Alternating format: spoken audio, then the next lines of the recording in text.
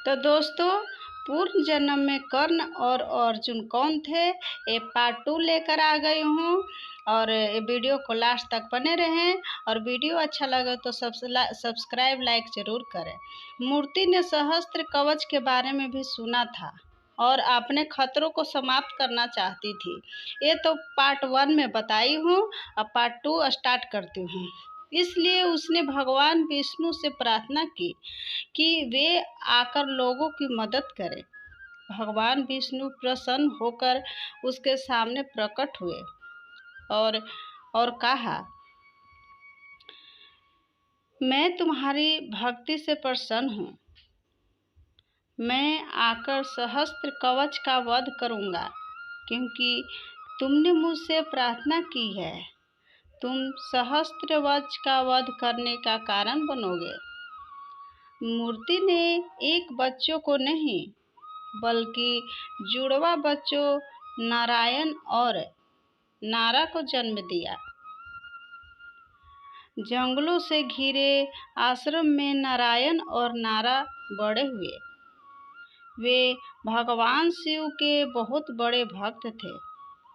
दो भाइयों ने युद्ध कला सीखी।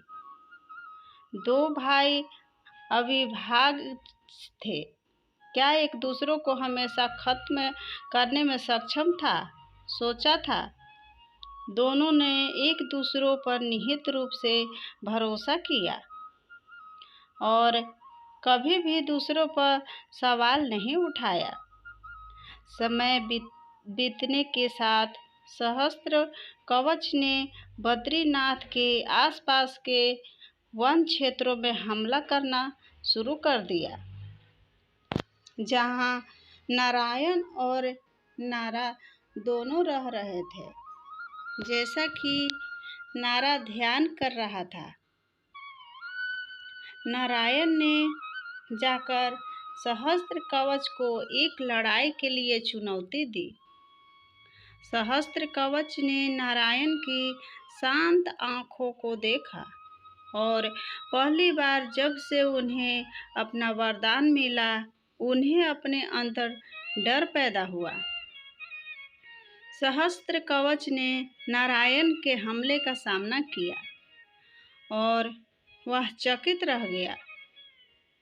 उन्होंने पाया कि नारायण शक्तिशाली थे और उन्हें वास्तव में अपने भाई की तपस्या से बहुत शक्ति मिली थी।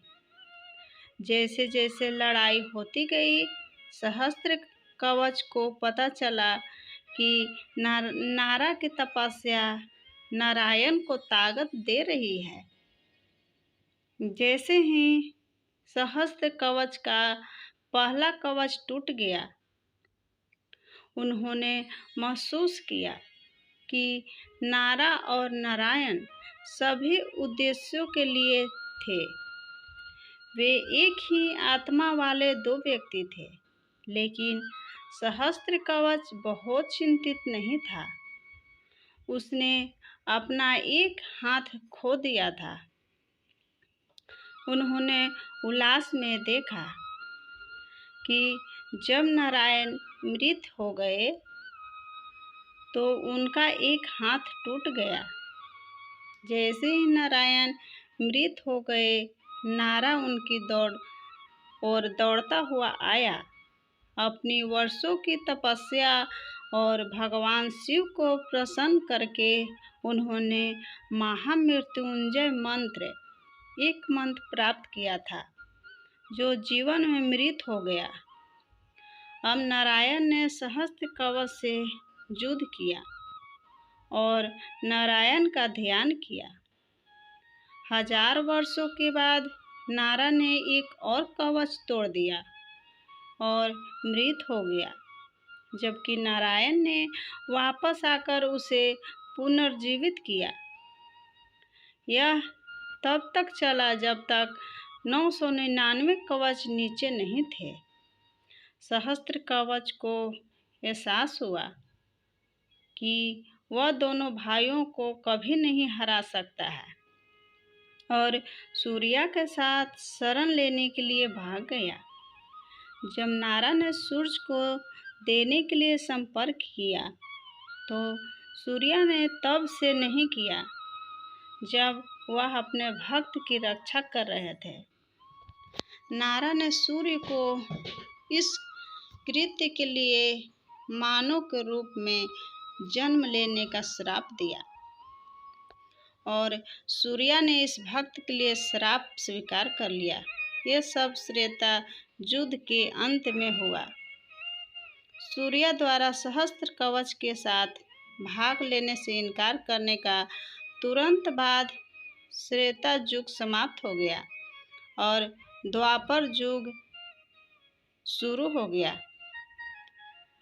सहस्त्र कवच को नष्ट करने के वचन को पूरा करने के लिए नारायण और नारा पुनर्जन्म हुआ। इस बार कृष्ण और अर्जुन के रूप में शाप के कारण उसके भीतर सूर्य की आन के साथ दंभोदर का जन्म कुंती के सबसे बड़े पुत्र कर्ण के रूप में हुआ था। कर्ण एक कवच के साथ एक प्राकृतिक सुरक्षा के रूप में पैदा हुआ था।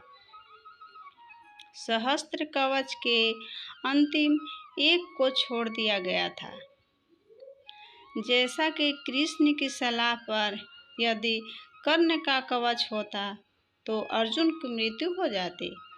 इंद्र अर्जुन के पिता भेष में चले गए और युद्ध शुरू होने से बहुत पहले कर्ण का अंतिम कवच मिला गया। जैसा कि कर्ण वास्तव में अब अपने पिछले जीवन में राक्षस दंभोदर थे, इस प्रकार कर्ण के पिछले जन्म के बारे में सच्चाई जानने के बाद पांडवों ने कुंती और कृष्ण से उन्हें विलाप करने के लिए माफ़ी मांगी। ये वीडियो आप लोग को कैसे लगा? Please like, subscribe and comment करें। और ऐसे गोलू स्टोरीज में डेली महाभारत का स्टोरी आते रहते हैं। प्लीज़